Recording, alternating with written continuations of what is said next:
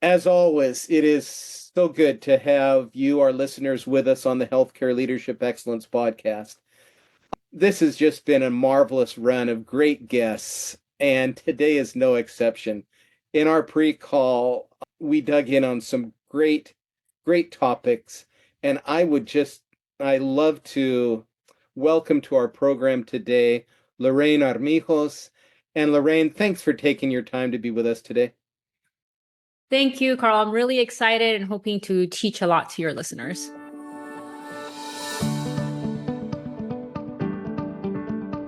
Super. And that's exactly what we're about. First of all, just so people know a bit about you, give us a thumbnail about what brings you to where you are in your life and career today. Yeah, so before I start, just to give a little context, let me just give a brief description of what lean is. Okay, lean is a philosophy that focuses on the customers. So how can you bring value to the customers by reducing waste through continuous improvement? And it's been in healthcare since the early 2000s. And I started my lean journey in 2005. And so that is really kind of, sorry? 20 years. I know, don't say it too loud. No, it's just amazing when someone brings that level of expertise to our program. Okay. And it started as a frontline employee, did not like it. No, thank you. And then I became a leader in that organization. And that is really when I truly learned what lean is. And it gave me I had an amazing boss who focused on my development. But it also gave me like a blueprint of what would I be like a leader in the future. And so I took on leadership roles. In the last 9 years, I've been a lean consultant, supporting and bringing in into organizations lean, the tools, the systems. And I'm also an executive coach. So I've also been supporting leaders development. And for the last 3 years, I started my own company called LAR Insights, where my focus is on, developing leaders, developing businesses, because, there's so many leaders and businesses out there that have so much potential, but not the right support.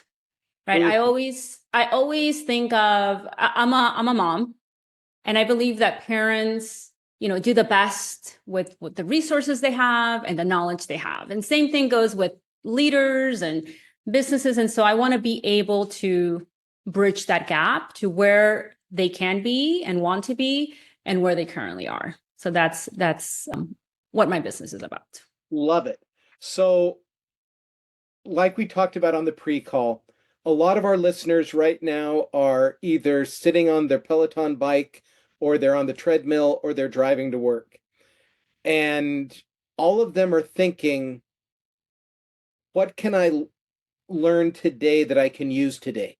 Because a lot of times we hear these nice theories and they float out of our tired bodies or just getting to work bodies.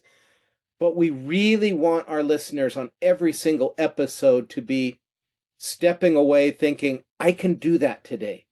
So many times, and I don't want to throw anyone under the bus here, but for some organizations, Lorraine, lean is a flavor of the month. Yes. And someone went to a conference and they come back and they are just pumped with lean. And, it's March 20th, and by about May 20th, no one's really seeing anything different. So for that new nurse manager, for that new section head that's an MD or a DO, teach us about some core lean principles that they can use, that I can use. And I love this, adding value to the customer, and the customer can be internal. It can, in fact, many times within healthcare, people are superb with their patients, but with each other, not so much. So I'll be quiet for once and teach us basics about lean. And if we need to have you back for another episode where we talk only about lean, we'll do that. Just give us a basic here. Yes, thank you. And so I think that the one thing that I would love your listeners to take with, and it's so simple, it's respect for the people. And that is one of my favorite things about Lean, because it's about respecting not only in every level of the organization, but understanding who the expert is. And the expert in most organizations, if not in all, is the person who is giving the service, who's touching the patient.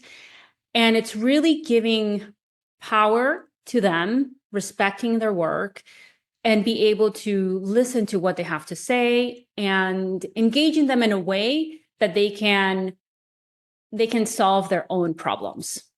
Okay. And so that to me is the key. Okay, so I want to jump in here. Like I told you in the pre-call, we will go all over the place today. On what you just said, I want to give you a scenario that I actually dealt with a few years back, and I would have loved to have known you at that time. This gentleman had just been asked to revamp some of the organizational aspects within his department at an academic medical center. And to say that new thinking and customer attention was on their focus would be a huge exaggeration. Everyone was very delighted that no one had bothered them for the last many years. Yes. Do your research, get your grants, occasionally do some other things, but overall, we're not going to knock on your door too much. Well, this gentleman was brought in to get things going better because they just had quarter century silos. So if you had been next to him giving him some advice, and he was younger than many of them, headed Yes. to the you're 40, I'm 55, 60. Who are you to tell me? Teach us here what to do, because so many of our new leaders are dealing with people that are entrenched and older. Thoughts? Yes. And, I started telling you about me that I did not like Lean at the beginning, right? And it's because I was doing my work every day the best I can. And now I have these strangers coming in and telling me. And so I understand what most people go through. And I would, in that scenario, I would say, go see. Just close your mouth, open your eyes, and open your ears, and really spend time to learn from them. Because most people, so in your example, they want to showcase the great work that they're doing. Right. And that is always the beginning. Is even when I go into a department, is let me go see, let me go learn, let me ask questions.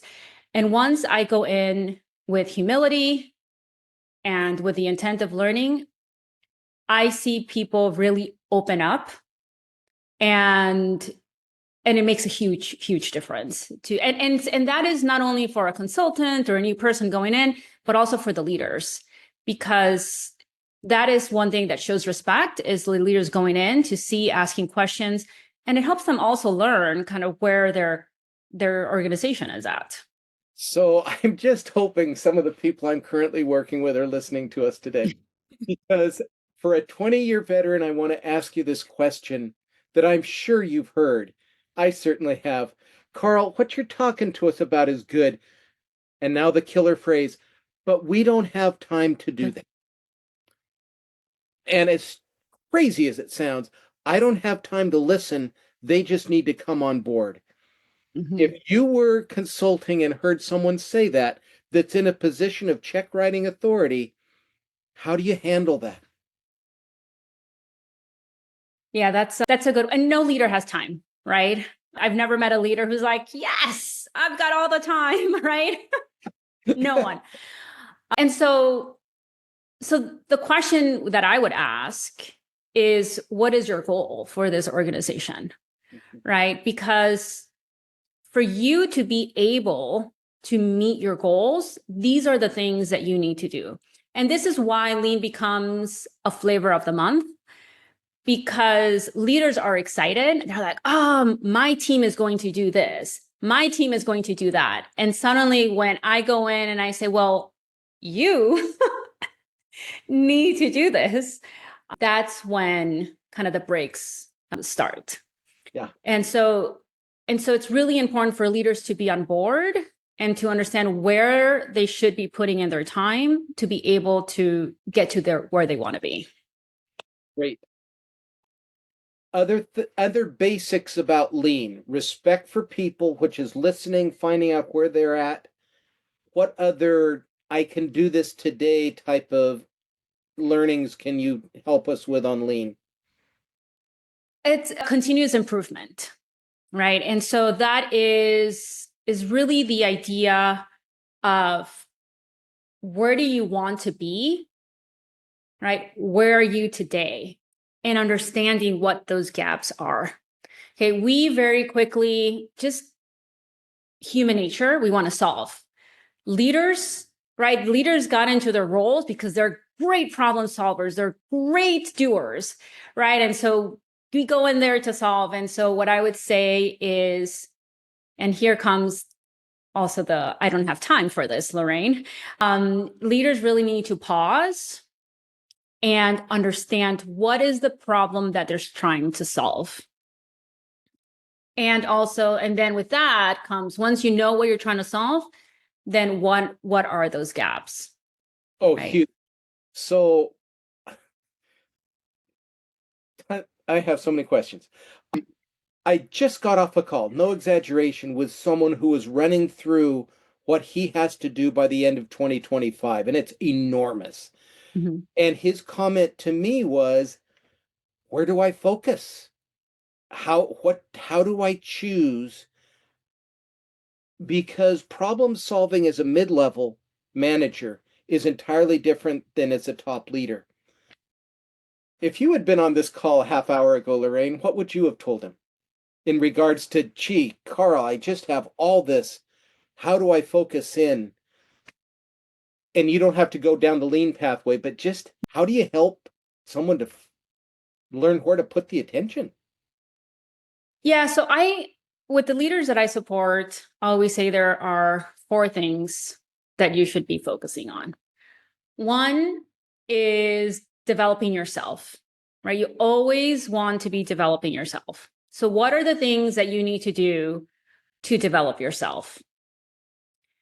The second one is develop your organization.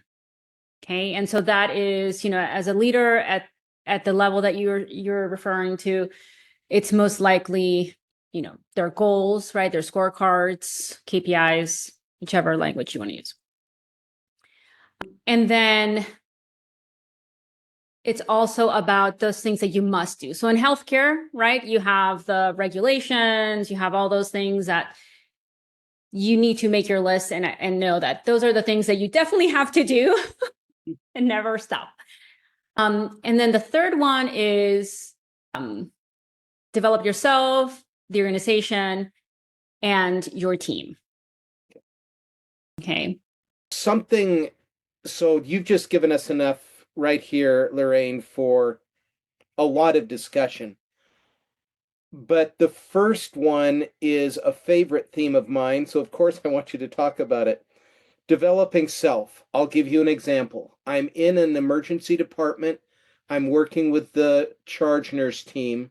And when I'm working with teams, I always give reading assignments so that they can come up to speed on some important stuff. And it's 6 in the morning. It's right before shift change. And the woman comes in and she says, Carl, I really apologize because I didn't do the reading. And I said, oh, yeah, we get busy. And she said, yeah. And besides, I just, and she hesitated, I just don't like to read. I said, well, what's the last thing you read? She said, oh, it was in grad school. And I said, how long ago was that? She said, and get this, 13 years. So in 13 years, now she'd done her nursing CMEs, but to by herself go after new learning, I'm busy. Mm-hmm. How do you, as in your executive coaching, how do you help the Carls of the world realize that's deadly? I can't not improve. So teach us on that. Yeah. So I think, developing others, right, and developing self kind of go hand in hand. Because if you don't know how to develop yourself, how are you even going to start developing others? And also, if for you it's not important to develop yourself, I feel bad for your employees because they probably are not getting that development. Okay. Okay, so quick time out here to our listeners. What Lorraine just said, you need to stop, go back, listen to that again. If you're not developing, I feel sorry for your employees because they're not being developed. I love that because that's about as blunt as it comes and it's vital. So, Mm-hmm. what is that connection? Why is it that if I'm developing myself, I'll, as I hear you saying, I'll naturally be focused on developing my people? Why is that? So those, at least the leaders that I've worked with that are so focused on developing themselves, they know the impact that has been for them. And they want their employees to also have that impact and be better. Right. And so they will focus on their employees and their development. Excellent. Now, this may have to look at my clock here. This is going to take us a while. There is so much out there right now on, I get feeds like you do on email from the big houses, Harvard Business, McKinsey, etc.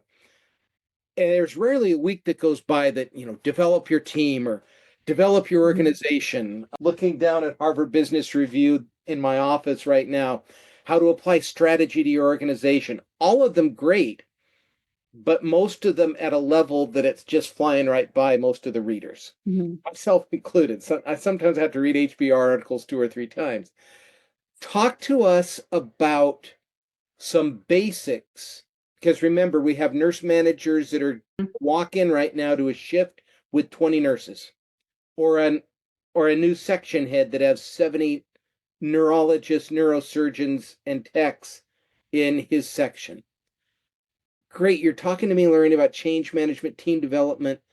Give me some basics that I must look at before I go into the 30,000 foot strategy or higher thinking. Yeah, for development, you really just need a piece of paper, and it's reflection. How so? It's when you can reflect at the end of your day. If you are in a meeting, reflect what went well, what didn't go well, what should I do different next time? That's simple. Yes. Of course, once you go deeper into it, you may need support, then you may need to find that HBR article. But really, it's to start reflecting on those 3 questions. What went well, what didn't go well, and what should I do next time to improve? And if you are able to do that, then you will be able to see themes, for example, of what are the things that may not be working for you. Mm-hmm. And then you will be able to say, okay, I have data. And now let me take a look at what are some of the things, more than this piece of paper to start developing myself. I think sometimes we get too in our heads, we need a book, we need all these things, but with reflection, you will be able to see those themes and see. And also what I like about that is that you're able to see what's working for you. Sometimes I ask my leaders, like, do you reflect? And they're like, yeah, well, I'm driving. No. No, don't do that. You really want to be able to put that pen to paper and think through how that meeting went, a project that you're doing, the day, whatever it is that you want to be better at. How often should I be doing that as a leader? Daily. I would say daily. There is this one book that I give my clients. It's called the 5-Minute Journal. And it's separated by day and night. And it's not a leadership reflection journal or anything, but it gives you the basics. And my clients really like it because it helps them stop. And some of them do see themes in, after they do it for a while, they're able to see themes and they're able to take it to the next level. So segueing off that, we talked in our pre-call, and I noted it actually at the top of my list. You talked about effectively starting your day.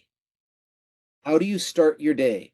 And most of us, being a little sarcastic here, well, I get up, Lorraine, and what else are you expecting me to do? So, but what you described on our pre-call was fascinating. So, what's this about starting your day effectively?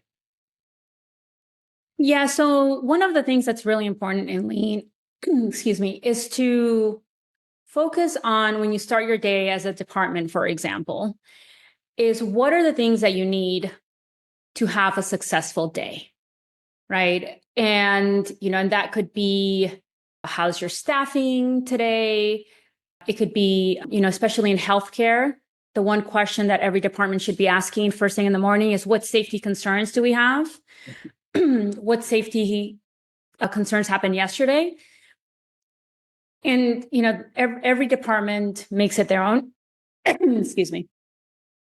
And so the idea is that if you are able to win your day, right, because you are effectively starting, you're able to meet your day, your week, your month, your year, right? And so that is why in lean and in the work that I do, it's how do you start your day and make sure that it is a team effort to be able to be successful in your day. And you can do the same thing as a leader, right? It's like, what are the things that I need as a leader to be successful today?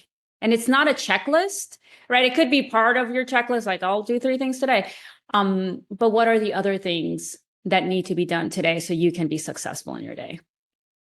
And to those that would say, yeah, we do that, but we kind of do it on the fly. We're too busy to just actually sit down and say, what do we need? And I'm sure you've run into those because you have them in your practice too.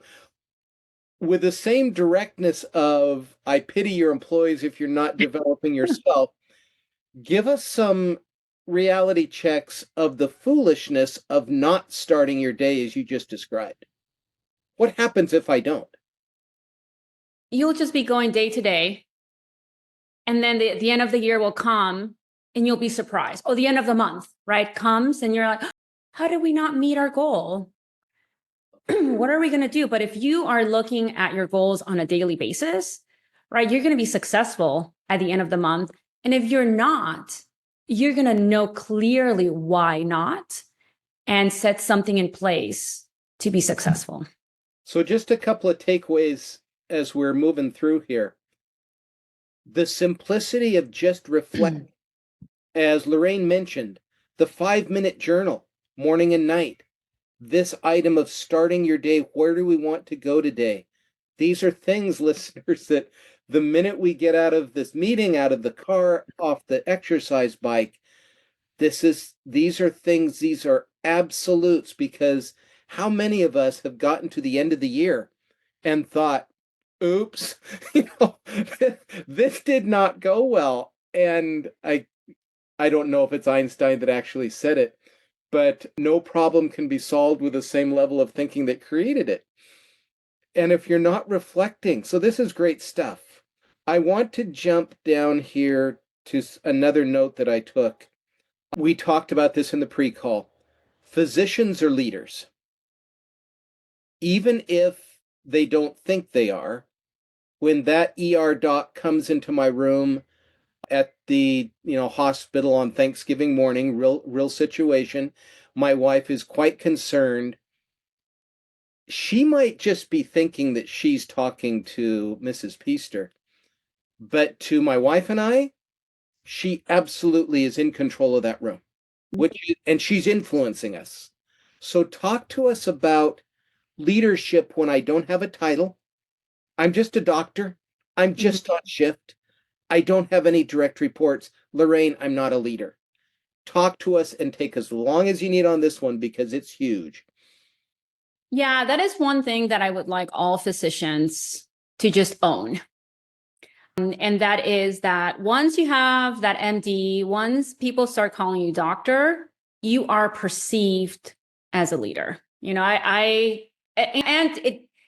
that varies culturally too. I am from South America, And in Ecuador, like doctors are CEOs.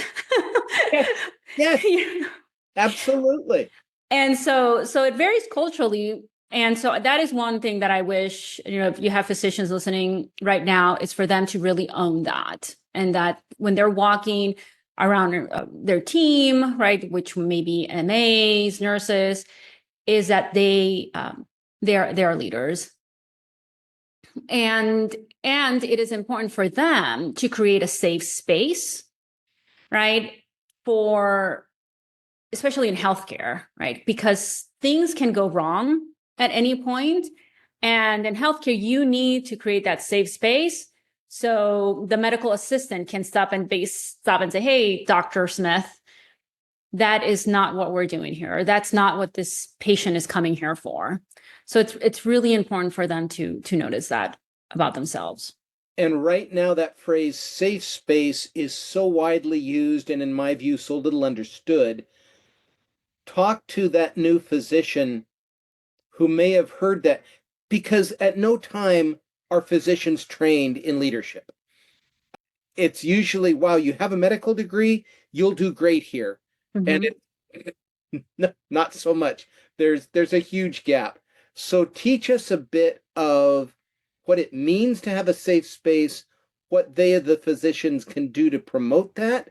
So what you just described can actually happen, where an MA can put the brakes on something that he or she is not seeing going well. Yeah, I think before we even do that is the acknowledgement that physicians are busy, right? There's high physician burnout. They are there to focus, like you said, on the patient. And there's all this other stuff that comes with being a physician that many probably don't realize until they go in their first job. And so for a physician to create that safe space is, number one, is just the acknowledgement of the people around them, right? Because not everyone, but I see a lot of physicians going fast. Once again, they're busy, they have a lot of things to do, they move fast. And also, it's one of the things that it's great for any leader to do, and I would, including physicians, would be recognizing people, right? That is one thing that really creates that acknowledgement of the hard work that people do. So I would say that would be one of them. The other thing is asking for ideas, asking for feedback. And this, once again, it goes for anyone, is to be open for feedback, to share how can they be they may not be leaders, but how can they be a better team member of the team that they're in? Excellent. So a couple of other things here we talked about starting in.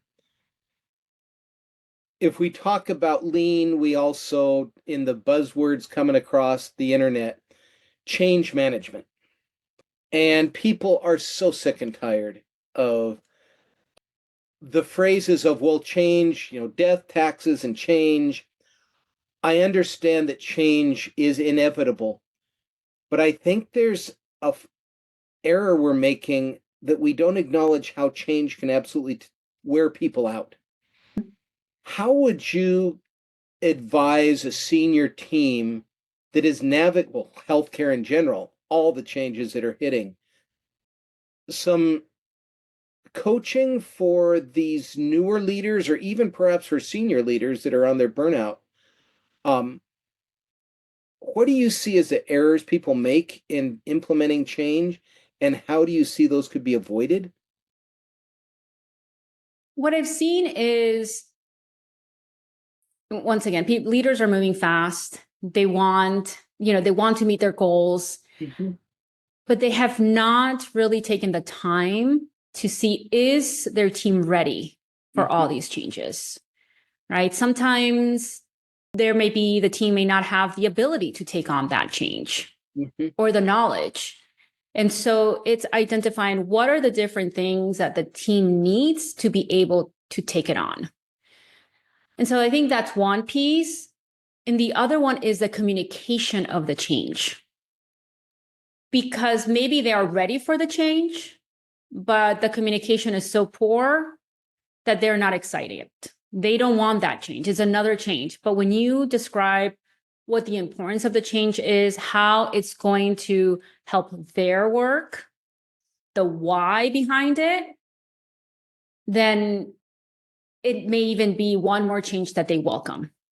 Right. So I think it's both. It's the readiness of the team and the communication. And what you just said ties me back to what you said right at the start, that the one of the most important aspects about lean is listening well. So I want to wrap us up here with a question. Um, if people want to get a hold of Lorraine, dig in a little bit more on your expertise and bring you into their organizations, how do they do that?